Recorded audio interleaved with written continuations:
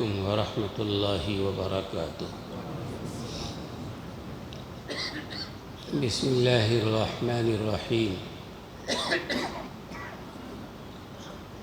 الحمد للہ رب العالمین، والصلاة والسلام علی سید المرسلین وعلى آلہ واصحابہ اجمعین۔ اما بعد فاعوذ باللہ من الشیطان الرجیم۔ بسم اللہ الرحمن الرحیم۔ وقال ربكم ادعوني استجب لكم ان الذين يستكبرون عن عبادتي سيدخلون جهنم داخرين۔ صدق الله العلي العظيم وصدق رسوله النبي الكريم، ونحن على ذلك من الشاهدين والشاكرين، والحمد لله رب العالمين۔ رب اشرح لي صدري ويسر لي أمري واحلل عقدة من لساني يفقهوا قولي۔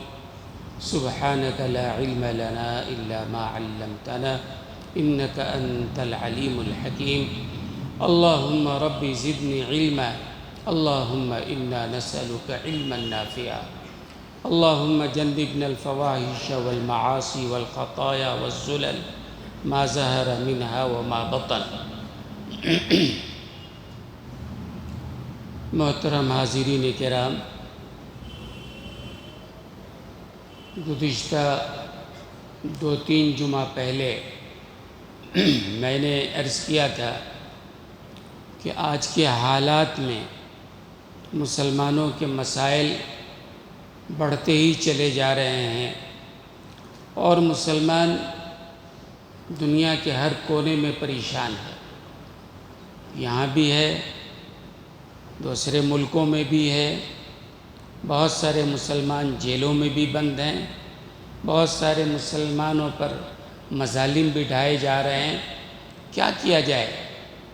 علماء کرام نے قرآن و حدیث کی روشنی میں 2 باتیں اس کا حل عرض کیا تھا۔ یاد ہوگا میں نے بتایا تھا کہ وہ ایسا کام ہے جو کبھی بھی کہیں بھی ہر جگہ ہر وقت آدمی کر سکتا ہے۔ کرنا چاہے تو اس کے لیے کسی قیادت کی ضرورت نہیں ہے، کسی لیڈر کی ضرورت نہیں ہے، کسی اور اجتماع کی ضرورت نہیں ہے، بلکہ ہر آدمی وہ کام کر سکتا ہے۔ اچھا، یہ دونوں کام جو ہیں نا، یہ کوئی نیا کام نہیں ہے۔ کوئی آدمی اگر یہ سوچے کوئی نئی بات ہوگی، نیا نسخہ ہوگا، یہ شیطان دل میں ڈالتا ہے۔ ارے بھئی، ہمارا دین آج کا دین نہیں ہے، 1400 سال پرانا دین ہے۔ وہی باتیں سنتے چلے آ رہے ہیں، اور ہمارا ایمان ہے، یقین ہے کہ ہمارا دین قیامت تک بدلنے والا نہیں ہے۔ جو احکام ہیں وہی احکام باقی رہیں گے یہاں تک کہ قیامت آئے گی، کوئی نئی بات نہیں آئے گی۔ یہ قرآن کریم ہے، 1450 سال سے زیادہ کا عرصہ گزر گیا ہے۔ جو قرآن تھا حضور کے زمانے میں وہی قرآن تو آج بھی ہے نا، اور ہمارے شریعت کا ماخذ جو ہے یہ قرآنی تو ہے۔ قرآن 1400 سال سے ہے، اس کے زیر و زبر کا فرق نہیں ہے، اور قیامت تک باقی رہے گا۔ کوئی نہیں کہتا کہ نیا قرآن سناؤ، بھئی قرآن تو وہی ہے، قیامت تک رہے گا نا۔ تو علماء کرام قرآن کریم اور احادیث میں غور کر کے جو باتیں سامنے لائیں گی، آپ انتظار میں ہوں گے کوئی نئی بات ہوگی، نیا نسخہ ہوگا۔ نئی بات نہیں ہوگی، 1400 سال سے یہ دین چلا آ رہا ہے، یہی قرآن چلا آ رہا ہے، اور قرآن ہی ماخذ اور بنیاد ہے، تو ظاہر سی بات ہے نئی بات تو نہیں ہوگی نا۔ البتہ یہ بات ہے کہ ہمارے سامنے جب اکابرین اور بڑوں کی کوئی بات آئے، قرآن و حدیث کی روشنی میں پوری توجہ سے سننا چاہیے، اس پر عمل کرنے کی نیت کرنا چاہیے، اور جب تک عمل نہیں کریں گے بات تو نہیں بننے والی ہے نا۔ عمل تو کرنا ہی پڑے گا، انقلاب لانا ہے تو عمل کرنا پڑے گا، اپنے آپ کو بدلنا ہے یقینی طور پر جد و جہد کرنی پڑے گی۔ تو وہ دو باتیں، ایک بات تو میں نے پہلے عرض کر دیا تھا، اور 2 جمعہ سے وہ دوسری بات تھی میں عرض کرنا چاہ رہا تھا لیکن وقت پورا ہو جا رہا تھا، اس لیے وہ دوسری بات مکمل نہیں ہو رہی تھی۔ آج میں نے سوچا ہے کہ وہ دوسری بات مکمل کر دیں، اس کے بعد انشاءاللہ پھر اگلی بات۔ تو 2 باتیں میں نے عرض کی تھی، یاد ہے نا، کہ قرآن و حدیث کی روشنی میں آج کے حالات کے مطابق 2 ایسے اعمال ہیں کہ اگر ہم کریں، اور ہر آدمی کر سکتا ہے، کوئی رکاوٹ نہیں ہے، نہ کرنا چاہے وہ اس کا مسئلہ ہے، لیکن کوئی آدمی کرنا چاہے بغیر کسی رکاوٹ کے اس پر وہ عمل کر سکتا ہے۔ ایک بات تو میں نے بتایا تھا کہ سب سے پہلی بات علماء کہتے ہیں یہ اللہ کے ناراضگی کی وجہ، آج جو مسلمانوں کے ساتھ مسائل ہیں، مسلمان جو مار کھا رہا ہے، مسلمان جو ذلیل ہو رہا ہے اور بہت سارے مرحلوں سے گزر رہا ہے، جیلوں میں بے شمار مسلمان سڑ رہے ہیں، اس کی وجہ علماء نے لکھا ہے کہ اللہ ناراض ہے، اور اللہ کے ناراض ہونے کی وجہ یہ ہوتی ہے کہ ہم بدعمال ہو گئے ہیں، ہمارے اندر گناہ آ گیا ہے، ہمارے اندر بدعملی آ گئی ہے۔ لہذا پہلا یہ کام کریں جو جس شعبے سے متعلق ہے، اور عام طور سے یہ تجارت کے جو شعبے ہیں نا، یہ دنیا کمانے کا جو شعبہ ہے عام طور سے 3 ہے۔ ایک تجارت ہے، کاروبار کے ذریعے لوگ دنیا کماتے ہیں، ایک زراعت ہے، کھیتی باڑی کے ذریعے لوگ کرتے ہیں، اور ایک پھر نوکری ہے، ملازمت ہے۔ یہ 3 ہی ذریعہ ہے، اسی میں اور شکلیں نکال لیجئے، اسی کے ذریعے سے یہ کام چل رہا ہے۔ تو آدمی جو جس شعبے میں ہوتا ہے ترقی کرنا چاہتا ہے، کاروبار میں ہے تو کس طرح ہم کاروبار کو آگے بڑھائیں، نوکری میں ہے کیسے ہم اس کو آگے بڑھائیں، کوئی زراعت میں ہے کس طرح آگے بڑھائیں، ایسے دین کے معاملے میں ہے۔ ہر بندے کو یہ سوچنا پڑے گا ہماری آخرت کیسے کامیاب ہو جائے، ہماری دنیا کیسے کامیاب ہو جائے، اللہ ہم سے کیسے راضی ہو جائیں، اللہ کی ناراضگی ہم سے کیسے دور ہو جائے۔ تو یاد رکھیے اگر اللہ کی ناراضگی کو دور کرنا ہے تو سب سے پہلا کام، لازمی اور ضروری کام وہ یہ ہے کہ ہر آدمی اپنے آپ کو گناہوں سے بچائے۔ تاجر ہے تو تجارت میں جو گناہ کر رہا ہے ان گناہوں کو چھوڑے، جھوٹ، دھوکہ، فریب، اس طرح کے ہر کام کو چھوڑ کر امانت داری، دیانت داری کے بنیاد پر آدمی اگر تجارت کرے، ممکن ہے اللہ بہت نہ دیں، راتوں رات مالدار نہ بنا دیں، لیکن جو دیں گے اللہ اس میں برکت عطا فرمائیں گے۔ ایسی جو ملازمت پیشہ ہے اس کو سوچنا چاہیے ہم کہاں اپنی ذمہ داری پوری نہیں کر رہے ہیں، ہم پیسہ تو لے رہے ہیں، تنخواہ پوری لے رہے ہیں، کام ہم پورا نہیں کر رہے ہیں، وہ اپنا سدھار کرے۔ جو جس شعبے میں ہے ہر آدمی اپنا جائزہ لے، اور جائزہ لے کر اس شعبے کے تمام گناہوں سے اپنے آپ کو بچائیں۔ اب بتائیے گناہوں سے بچانا کوئی مشکل کام ہے کیا؟ اس کے لیے کسی لیڈر کی ضرورت ہے، کسی قیادت کی ضرورت ہے، کسی اور چیز کی ضرورت ہے؟ ہر آدمی، ابھی اللہ کے گھر میں آپ بیٹھے ہیں، ابھی بٹھائے آپ یہ طے کر سکتے ہیں کہ انشاءاللہ ہماری زندگی میں جتنے گناہ ہیں ہم گناہوں کو چھوڑ دیں گے ایک دم۔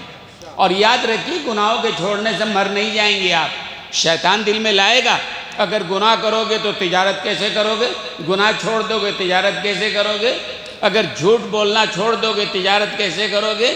یہ شیطان کا فریب ہے، آپ کر کے تو دیکھو نا۔ سچائی کے ساتھ، امانت کے ساتھ اللہ کا وعدہ ہے۔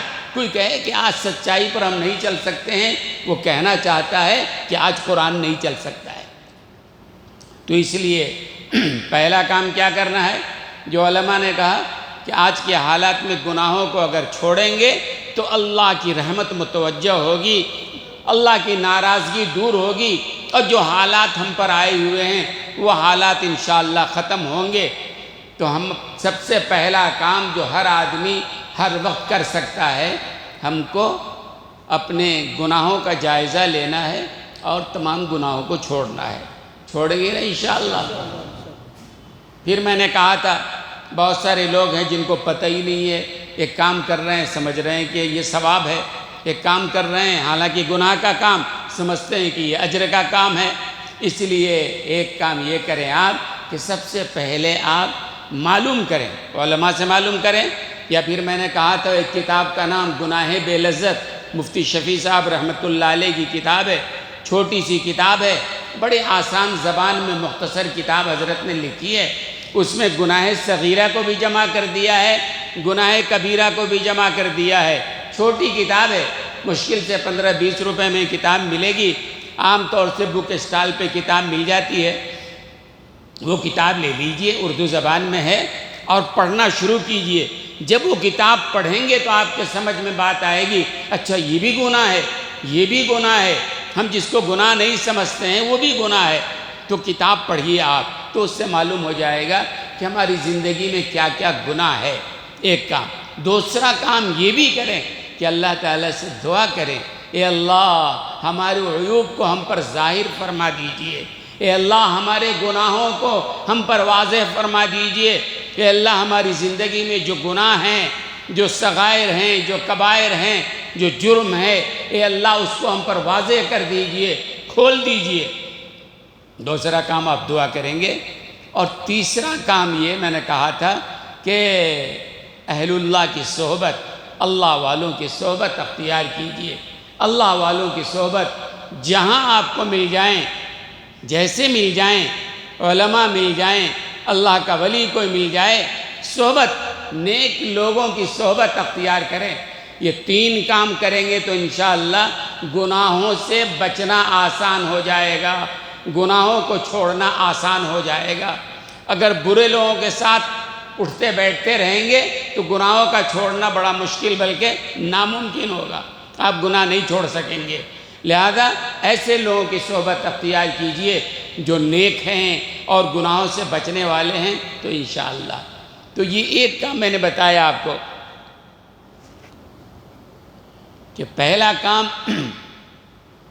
اپنے آپ کو گناہوں سے بچانا ہے۔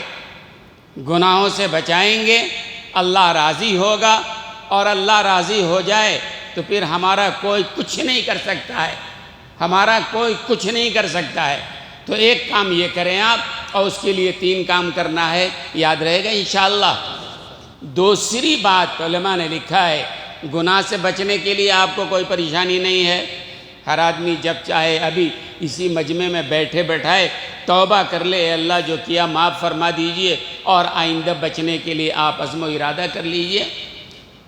اور دوسرا کام علماء نے لکھا کہ اللہ سے دعا کرنا ہے، گڑ گڑا کر، رو کر اللہ تعالیٰ سے دعائیں مانگنی ہے، خاص طور پر اپنے لیے، خاص طور پر تمام مسلمانوں کے لیے، خاص طور پر ان تمام مسلمانوں کے لیے جو مظلوم ہیں، ان تمام مسلمانوں کے لیے جو جیلوں میں بلا وجہ بند ہیں، ان تمام مسلمانوں کے لیے جن پر مظالم ڈھائے جا رہے ہیں۔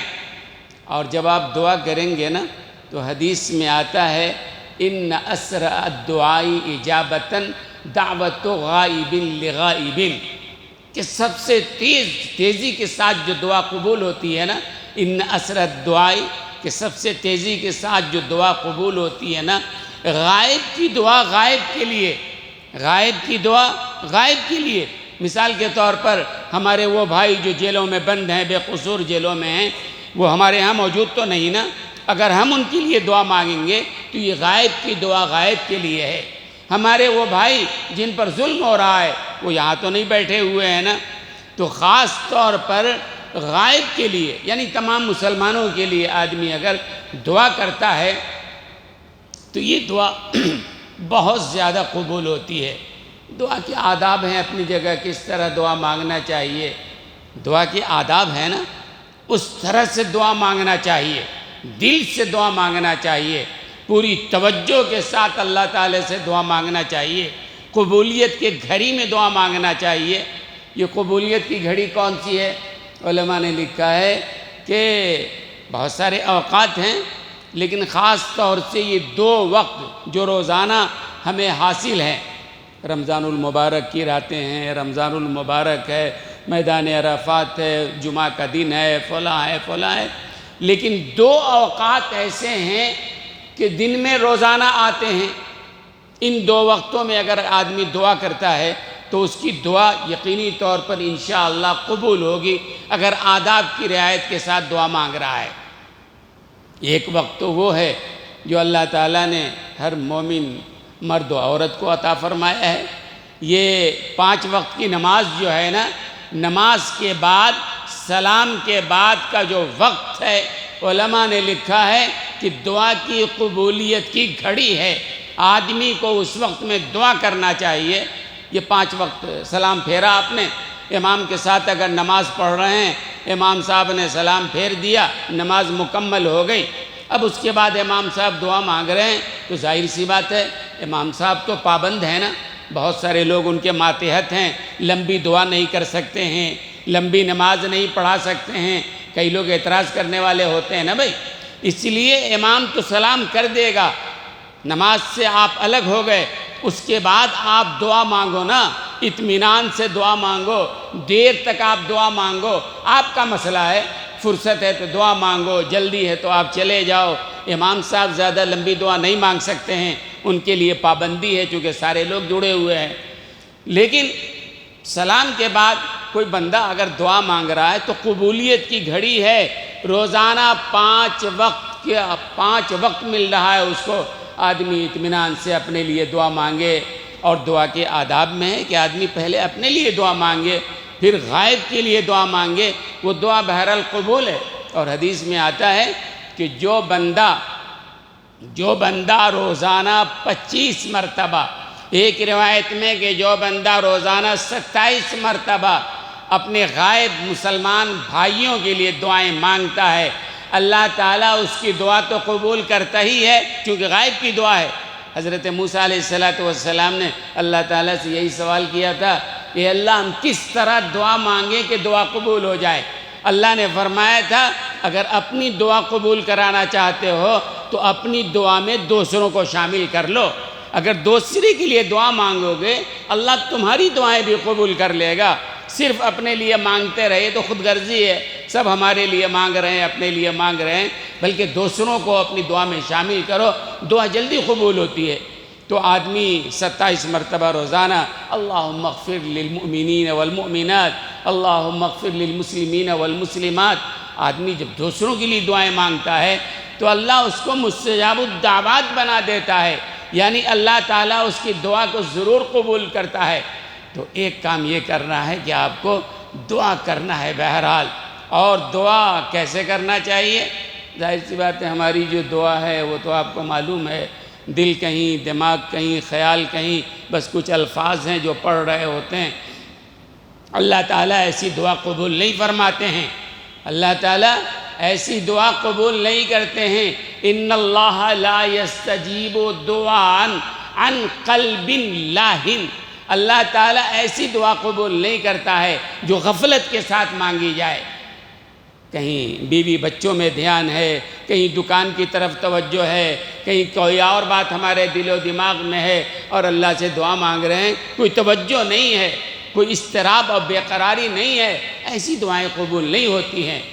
اور مجھے بات یاد آئی کہ ایک دفعہ ایک آدمی حرم میں دعا مانگ رہا ہے، اور حجاج ابن یوسف اس زمانے کا بڑا ظالم حکمراں، جس کے بارے میں مشکات شریف کے حاشیے پہ لکھا ہے کہ حجاج ابن یوسف نے 1,20,000 لوگوں کو قتل کیا ہے، اتنا بڑا ظالم۔ وہ طواف کر رہا ہے، بہرحال طواف کر رہا ہے، طواف کے دوران اس نے دیکھا کہ ایک نابینا ہے جس کی بینائی نہیں ہے، وہ غلاف کعبہ پکڑ کے دعائیں مانگ رہا ہے، اے اللہ بینائی دے دے، اے اللہ بینائی دے دے، اے اللہ روشنی عطا فرما دے، وہ دعائیں مانگ رہا ہے۔ حجاج ابن یوسف نے پہلے چکر میں بھی سنا وہی دعائیں مانگ رہا ہے، دوسرے چکر میں بھی دیکھا تو وہ نابینا یہی زور زور سے دعائیں مانگ رہا ہے، تیسرے چکر میں بھی اس نے یہی سنا۔ اس کے بعد حجاج ابن یوسف اس آدمی کے پاس گیا، نابینے کے پاس، تو کہا سنو تم کیا دعا مانگ رہے ہو؟ اس نے کہا اللہ سے بینائی مانگ رہا ہوں، میں نابینا ہوں، اللہ تعالیٰ ہر چیز دینے پہ قادر ہے، میں اللہ سے آنکھوں کی بینائی مانگ رہا ہوں۔ تو حجاج بن یوسف نے کہا میرے طواف کے 4 چکر بچے ہیں، میں تم سے کہتا ہوں کہ دعائیں مانگ لو، اگر ان 4 چکروں کے ختم ہونے تک بھی تمہاری دعا قبول نہیں ہوئی اور اللہ نے تم کو بینائی نہیں دیا، میں تمہاری گردن اڑا دوں گا۔ اب وہ جانتا تھا حجاج بن یوسف کو کتنا بڑا ظالم ہے، جو کہتا ہے وہ کرتا ہے، اتنے لوگوں کا ظالم قاتل ہے وہ، لہذا وہ نابینا۔ جب حجاج بن یوسف نے کہا کہ اگر میرے طواف کے پورے ہونے تک 4 چکر بچ گئے ہیں، مانگ لو دعا، اگر تمہیں بینائی نہیں ملتی ہے اور تمہاری دعا قبول نہیں ہوتی ہے میں گردن اڑا دوں گا۔ اب ظاہر سے اس نے سوچنا شروع کیا، اب تک تو آنکھ کا مسئلہ تھا، اب تو جان کا مسئلہ پیدا ہو گیا۔ بھئی 4 چکر اس کے پورے ہونے تک اگر بینائی نہیں ملی اور میں سالوں سے دعا مانگ رہا ہوں، دعا تو قبول نہیں ہوئی ہے، اگر یہ 4 چکر میں دعا قبول نہیں ہوتی ہے، بینائی نہیں ملتی ہے تو ہماری گردن اڑا دی جائے گی، کیا کریں؟ بہرحال کوئی اس کے پاس حل نہیں تھا، اس نے دعا مانگنا شروع کیا اور اللہ تعالیٰ سے رو کے کسی کے سامنے جب جان کا مسئلہ ہو، جس اضطراب اور بے قراری کے ساتھ مانگے گا، شاید اللہ تعالیٰ کبھی آپ کے دل و دماغ میں وہ بات لائے۔ ایک آدمی کے سامنے موت کھڑی ہوئی ہے کہ اگر یہ کام نہیں ہوا ہماری گردن اڑا دی جائے گی، اب وہ اللہ سے جو مانگے گا وہ اضطراب، وہ بے قراری اور وہ پریشانی، اور اللہ سے کس طرح سے دعا مانگے گا آپ سمجھ سکتے ہیں۔ اب اس نابینا نے دعا مانگنا شروع کیا، رو کے گڑ گڑا کے اضطراب و بے قراری کے ساتھ، اے اللہ پہلے تو آنکھ کا مسئلہ تھا، اب تو جان کا مسئلہ ہو گیا ہے، حجاج نے کہہ دیا ہے اگر بینائی نہیں ملی تو گردن اڑا دے گا، کیا کروں؟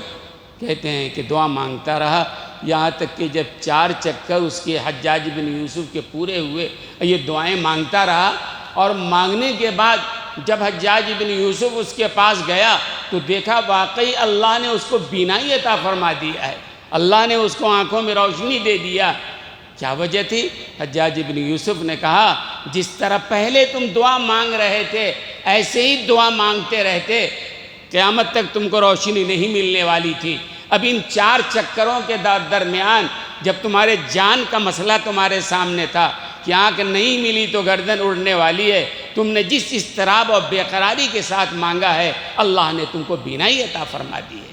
تو دعا مانگنے کا ایک ادب یہ بھی ہے، آدمی پوری توجہ کے ساتھ مانگے، گڑ گڑا کے مانگے، رو کے مانگے، لگ لپٹ کے مانگے، اور اس طرح سے مانگے کہ سمجھے کہ جیسے ایک بچہ ہے، ماں مارتی ہے پھر بھی ماں سے لپٹتا ہے کہ میرے لیے اس دامن کے علاوہ کوئی اور دامن نہیں ہے، اللہ ہی کو دینا ہے، کوئی اور دینے والا نہیں ہے نا۔ تو یہ جو اوقات ہیں دعا کے لیے، پہلا 5 وقت کی نماز کے بعد جو وقت ہے، آدمی دعا تو کر سکتا ہے نا، امت کے لیے دعائیں کر سکتا ہے، اپنے لیے کر سکتا ہے، اپنے رشتہ داروں کے لیے کر سکتا ہے، مظلوم مسلمانوں کے لیے کر سکتا ہے، دنیا کے بہت سارے ممالک میں جو مسلمانوں کے ساتھ ہو رہا ہے اس کے لیے دعائیں کر سکتا ہے نا۔ یا اس میں کوئی خرچ ہونے والا ہے؟ دعا میں تو کوئی زیادہ وقت بھی نہیں لگتا ہے نا۔ تو آدمی رو گڑ گڑا کے دعا مانگے تو ایک وقت تو دعا کا یہ ہے، یعنی 5 وقت نماز کے بعد قبولیت کی گھڑی ہے، اور علماء نے لکھا ہے کہ روزانہ دوسری گھڑی جو آتی ہے تہجد کے وقت کی گھڑی آتی ہے۔ 5 وقت کے نمازوں کے بعد جو وقت ہے وہ روزانہ دن میں 5 بار ہے، ہر آدمی اپنی سہولت سے مانگ سکتا ہے، اور دوسری گھڑی جو ہے وہ تہجد کے وقت کی گھڑی ہے۔ برادران یوسف، حضرت یوسف علیہ السلام کے بھائیوں نے حضرت یوسف کو کنویں میں ڈال دیا تھا، مارنے کے ارادے سے ڈال دیا تھا، اور پھر بعد میں طویل واقعے کے بعد جب بھائیوں کو احساس ہوا کہ واقعی ہم نے بڑا جرم کیا تھا، اپنے بھائی کو کنویں میں ڈال دیا تھا مارنے کے لیے، تو بعد میں چل کے ان بھائیوں نے، حضرت یوسف علیہ السلام کے بھائیوں نے حضرت یعقوب علیہ السلام سے یہ کہا تھا، یا ابانا استغفر لنا ذنوبنا انا کنا خاطئین۔ ابا جان، 11 بھائی کہہ رہے ہیں جنہوں نے مل کے حضرت یوسف علیہ السلام کو کنویں میں ڈالا تھا، کہ ابا جان بلا شبہ ہم سے بہت بڑی غلطی ہو گئی تھی، ہم نے مارنے کا ارادہ کیا تھا، کنویں میں ڈال دیا تھا، یہ ہماری غلطی تھی، آپ اللہ سے دعا کیجئے اللہ ہمارے اس گناہ کو معاف فرما دے۔ تو حضرت یعقوب علیہ السلام نے کیا کہا تھا؟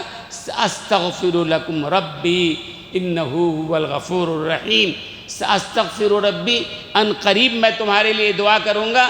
علماء نے لکھا ان قریب سے مراد وہی وقت ہے، یعنی تہجد کے وقت کو ذہن میں رکھ کے حضرت یعقوب علیہ السلام نے کہا تھا کہ ہم تمہارے لیے دعا کریں گے، تمہاری مغفرت کی دعا کریں گے۔ تو تہجد کا وقت ہے، اللہ تعالیٰ روزانہ سمائے دنیا سے اعلان کرتا ہے کوئی مانگنے والا کہ ہم اس کو دیں، ہے کوئی روزی کا مانگنے والا روزی دیں، ہے کوئی صحت کا مانگنے والا صحت دیں، روزانہ اللہ کی طرف سے یہ اعلان ہوتا رہتا ہے۔ تو تہجد کی گھڑی، اور تہجد پڑھنا بھی کوئی مشکل کام نہیں ہے، آدمی تھوڑی سی توجہ، اصل میں غفلت ہو گئی ہے، ہماری زندگی کا روٹین بدل گیا ہے، رات کے 2-3 بجے سونا ہے اور دن کے 9-11 بجے 10 بجے اٹھنا ہے، یہ روٹین بن گیا ہے، اس لیے اٹھنا مشکل معلوم ہوتا ہے۔ اگر آدمی وقت پر سو جائے جتنا جلد ہو، حدیث میں تو یہ مسئلہ بھی ہے کہ عشاء کے بعد بلا وجہ کے گپ شپ میں لگنا، بلا وجہ کے کاموں میں لگنا، یہ گناہ کا سبب ہوا کرتا ہے۔ بھئی عشاء کی نماز ہو گئی، کھانا کھا لیا، جو بھی وقت ہے، اس کے بعد آرام کا وقت ہے۔ اگر آدمی وقت پر سو جائے تو پھر اس کے لیے تہجد میں جگنا کوئی مشکل کام نہیں ہے، فجر کے لیے اٹھنا کچھ مشکل کام نہیں ہے۔ خود بخود آدمی جو 10، ساڑھے 10، 11 بجے سو جائے گا، 5 بجے تو آنکھ کھلی جائے گی اس کی، لیکن ہم سوتے ہی ہیں 2 بجے، 2:30 بجے، 3 بجے، جو آدمی دیر سے سوئے گا آنکھ کھلنے کا سوال نہیں ہے۔ تو تہجد کی گھڑی جو ہے نا، وہ بڑی عجیب گھڑی ہے دعا کی قبولیت کی، اور یہ وہ کام ہے ہر آدمی کر سکتا ہے، اور آدمی بار بار اپنے بھائیوں کے لیے، مظلوم بھائیوں کے لیے دعا کرے گا، اللہ اس کو بھی مستجاب الدعوات بنا دیں گے، ہے نا۔ کہتے ہیں حضرت حارث رضی اللہ تعالی عنہ کا واقعہ، زید بن حارث رضی اللہ تعالی عنہ کا واقعہ، کہتے ہیں کہ ایک دفعہ میں سفر پہ نکلا تو ساتھ میں ایک اور آدمی ہمارے ساتھ سفر میں شریک ہو گیا۔ اس زمانے میں لوگ اکیلے سفر کرتے تھے، جنگلوں کا سفر ہوتا تھا، ریگستانوں کا سفر ہوتا تھا، تو 1 سے 2 بھلے بہرحال۔ زید بن حارث کہتے ہیں کہ جب میں سفر پہ نکلا تو ایک اور آدمی میرے ساتھ مل گیا، کہاں جا رہے ہو؟ فلاں جگہ۔ کہنے لگا میں بھی وہی جا رہا ہوں۔ ٹھیک ہے چلو، ساتھ ہو گیا، اور ہم دونوں سفر کرتے رہے۔ دوپہر کا وقت آیا تو راستے میں ایک درخت کے نیچے چھوٹی سی جھوپڑی تھی۔ زید بن حارث کہتے ہیں کہ میں لیٹ گیا، وہ بھی لیٹ گیا، اور اس کے بعد کسی طریقے سے اس ظالم نے ہمارے ہاتھ پاؤں باندھ دیے، آنکھ کھلی تو ہمارے ہاتھ پاؤں کو باندھ دیا تھا اس نے۔ میں تو بے فکر سو گیا تھا، یہاں کوئی ڈر نہیں ہے، خطرہ نہیں ہے۔ دیکھا تو میرا جو ساتھی تھا اس نے میرے ہاتھ پاؤں باندھ دیے تھے۔ میں نے پوچھا بھئی کیوں تم نے یہ کیا ہے؟ تو اس نے کہا میں تیری جان لینا چاہتا ہوں۔ زید بن حارث نے کہا میں نے تمہارا کیا بگاڑا ہے؟ میں نے کیا تمہارا قصور کیا ہے؟ اس نے کہا تمہارا قصور یہ ہے کہ تو نبی سے محبت کرتا ہے اور میں نبی سے نفرت کرتا ہوں۔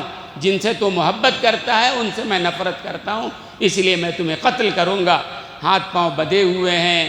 اب زید بن حارث کہہ رہے ہیں، سمجھا رہے ہیں کہ اللہ کے لیے میں بے قصور ہوں، مجھے قتل مت کرو۔ لیکن زید بن حارث کہتے ہیں کہ مجھے لگا کہ اب یہ قتل کر دے گا، چھوڑے گا نہیں مجھے، کیونکہ دشمنی رسول اللہ صلی اللہ علیہ وسلم کے صحابی ہونے کی بنیاد پہ ہے، اور یہ منافق آدمی ہے، کافر ہے، جو مسلمان بن کے ہمارے ساتھ شریک ہو گیا تھا۔ کہتے ہیں بس دل میں بات آئی اور ہم نے اللہ کو پکارا، یا رحمان اغثنی، یا رحمان اغثنی، اللہ کو رحمان کے نام سے یا رحمان اغثنی، اے رحمان ہماری مدد فرما۔ کہتے ہیں یہ میں نے جب کہا وہ آدمی قتل کرنے کے لیے میرے قریب آ گیا تھا، اے رحمان میری مدد فرما۔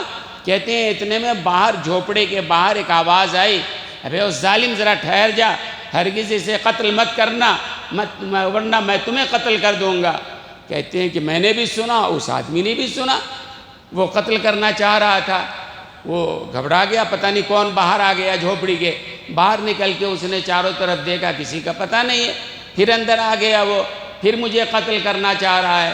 میں نے پھر کہا یا رحمان اغثنی، یا رحمان اغثنی، دوبارہ پھر زوردار آواز آئی، ظالم ٹھہر جا، میں ابھی آتا ہوں تمہیں قتل کر دوں گا۔ کہتے ہیں کہ پھر وہ منافق باہر نکل کے گیا، یہ کون آ رہا ہے، کون بار بار بول رہا ہے؟ دیکھا کسی کا پتہ نہیں تھا، پھر تیسری بار آیا قتل کرنے کے ارادے سے۔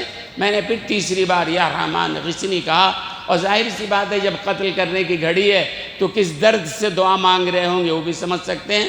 تیسری بار جب کہا تو آواز آئی، ارے ظالم ٹھہر جا، ابھی میں تمہیں قتل کرتا ہوں۔ تیسری بار وہ منافق جب باہر نکلا تو دیکھا باہر ایک آدمی ہے جس کے ہاتھ میں تلوار ہے، اس نے اس آدمی کو ختم کر دیا، قتل کر دیا اس منافق کو۔ اندر جھوپڑی میں آ کر انہوں نے میری رسیوں کو کھولا، اور پھر اس کے بعد انہوں نے پوچھا مجھے پہچانتے ہو میں کون ہوں؟ تو میں نے کہا نہیں، میں تو آپ کو نہیں جانتا ہوں۔ کہا تم نے رحمان کو پکارا تھا نا، اللہ نے مجھے اسی لیے مقرر کیا ہے۔ پہلی بار جب یا رحمان اغثنی کہا میں عرش کے اوپر تھا 7ویں آسمان پہ، وہاں سے میں نے پکارا ٹھہر جا ظالم۔ دوسری بار جب یا رحمان اغثنی کہا تو آسمان دنیا پر میں آ چکا تھا، اور تیسری بار جب تم نے کہا میں جھوپڑی کے باہر آ چکا تھا، میں نے اس ظالم کو قتل کر دیا ہے۔ تو آدمی اگر اس دل کے ساتھ، اس درد کے ساتھ دعائیں مانگتا ہے تو اللہ بہرحال دعاؤں کو قبول کرتا ہے۔ آج حقیقت ہے، سچائی ہے کہ ہم نے دعا مانگنا چھوڑ دیا ہے، ہم نے دعا مانگنا چھوڑ دیا ہے۔ ہم سمجھتے ہیں کہ وہ اجتماعی دعا جو راتوں میں ہوتی ہے مانگ لیا بس کافی ہے۔ بہترین دعا وہ ہے کہ آدمی انفرادی دعا اجتماعی کے بجائے تنہائی میں بیٹھ کر اپنے گناہوں کو یاد کر اللہ کے سامنے روئے گڑ گڑائے، یہ بہترین دعا ہے۔ آپ انبیاء اکرام علیہم السلام کی دعاؤں کو دیکھیں تو ایک بات تو یہ کہ آدمی دعا مانگے، اور دعا کی قبولیت کے 2 وقت ہیں۔ ایک تو 5 وقت کی نمازوں کے بعد کا وقت ہے۔ امام صاحب مختصر دعا مانگ رہے ہیں، ٹھیک ہے، آپ کو ضروری نہیں ہے کہ ان کی دعا کے ساتھ آپ بھی ختم کر دیں، بلکہ آپ اطمینان سے مانگیے نا، جتنا مانگ سکتے ہوں۔ اجلت ہے، ٹھیک ہے، آپ جا سکتے ہیں۔ تو 5 وقت کی نماز کے بعد دعا کی قبولیت کی گھڑی ہے، اور روزانہ دن میں 5 بار یہ وقت مل رہا ہے۔ دعاؤں کی آپ بہرحال پابندی کریں۔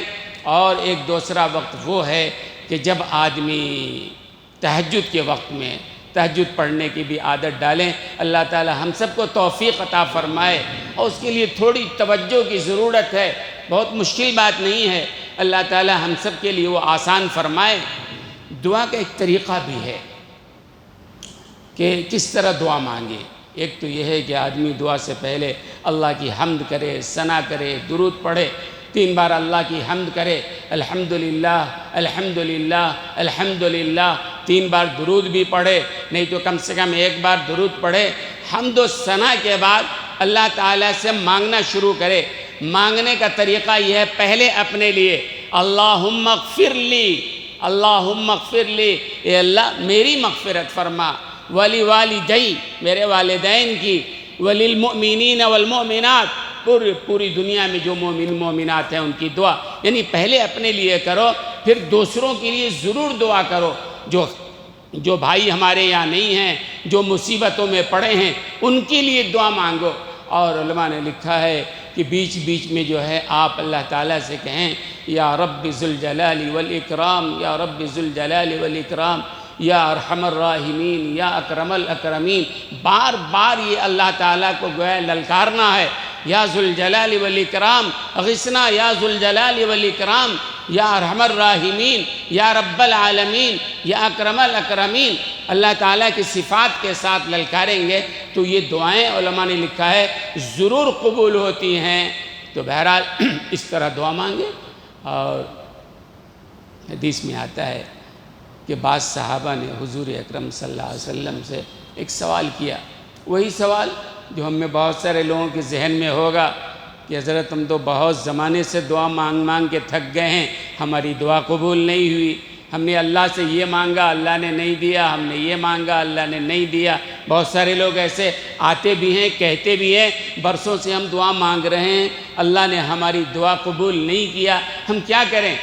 یہی سوال ایک صحابی نے حضور اکرم صلی اللہ علیہ وسلم سے کیا، یا رسول اللہ صلی اللہ علیہ وسلم، ہم دیکھتے ہیں کہ کئی لوگ ہیں دعا مانگتے مانگتے پوری زندگی گزر جاتی ہے لیکن ان کی دعا قبول نہیں ہوتی ہے، کیا کریں؟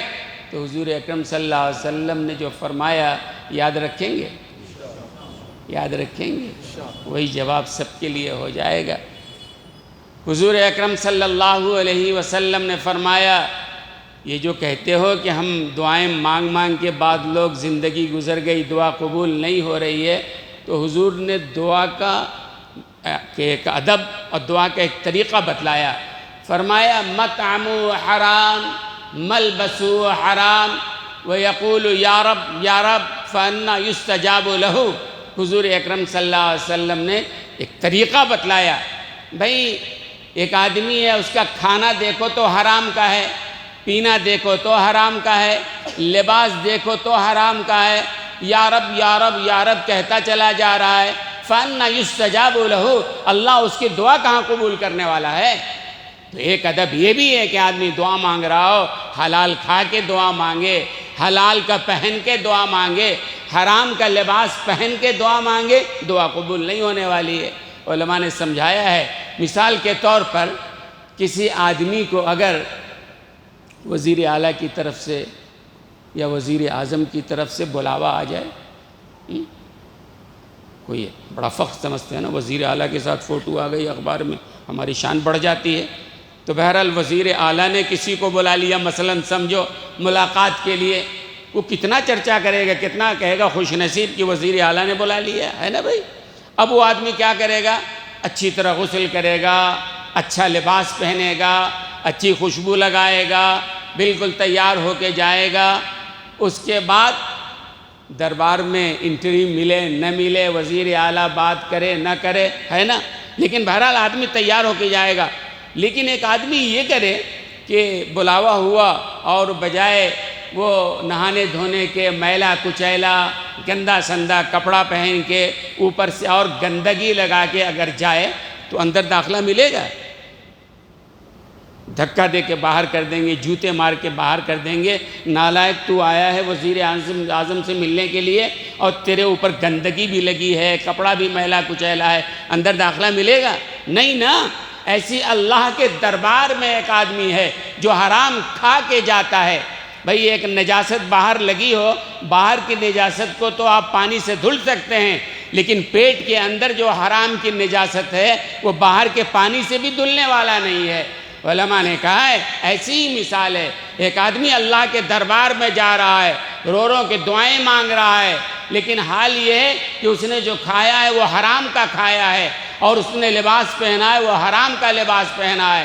ایسے ہی جیسے کسی بادشاہ کے دربار میں کوئی گندا کپڑا پہن کے جائے اور گندگی لگا کے جائے، دھکے مار کے ہٹا دیا جاتا ہے، ایسی اللہ کے دربار کا معاملہ ہے۔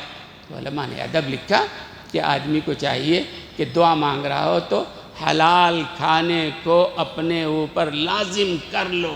اس میں بڑی کوتاہی ہو رہی ہے، آج ہم کو کوئی فکر ہی نہیں ہے، ہمیں جو رزق حاصل ہو رہا ہے یہ حلال کا ہو رہا ہے کہ حرام کا ہو رہا ہے، دھوکہ دے کے ہم نے کمایا ہے یا کسی کا لوٹ کے ہم نے کیا ہے، کوئی پرواہ نہیں ہے۔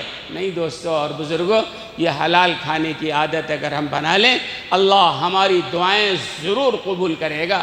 ایک صحابی نے عرض کیا تھا، یا رسول اللہ صلی اللہ علیہ وسلم کوئی دعا بتلا دیجئے کہ ہم مستجاب الدعوات بن جائیں۔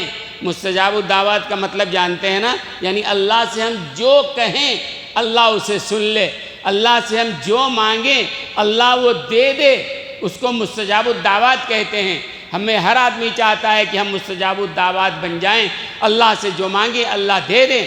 تو حضور اکرم صلی اللہ علیہ وسلم نے ان صحابی سے کہا تھا کہ تم اپنے اوپر رزق حلال کو لازم کر لو، رزق حلال کو لازم کر لو، رزق حلال کھاؤ گے اللہ تمہیں مستجاب الدعوات بنا دے گا۔ تو بہرحال دو باتیں، ابھی تو دعا کے بارے میں مجھے اور کچھ عرض کرنا تھا لیکن وقت غالباً ہو گیا ہے۔ تو ایک بات تو یہ آج کے حالات میں کہ انشاءاللہ ہم گناہوں کو چھوڑیں گے انشاءاللہ۔